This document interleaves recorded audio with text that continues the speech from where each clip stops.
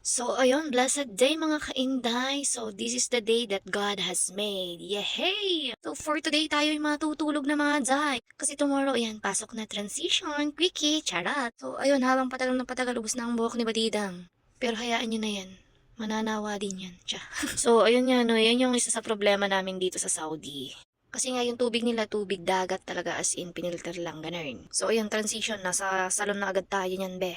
So habang kumakain nga ako dito naisip ko na sa Pinas hindi kumakain yan. Pero dito sa Saudi may 5 star ka lang. Siguro may mga 6 pieces ka na yan. Char! So ayun yung mga nakakain natin dito sa ibang bansa hindi natin makain sa Pinas. Hindi ko alam kung bakit talaga.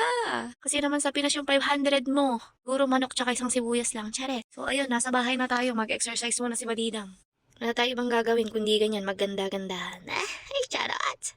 So ayun na kailangan nating magpapawis. It's for our health.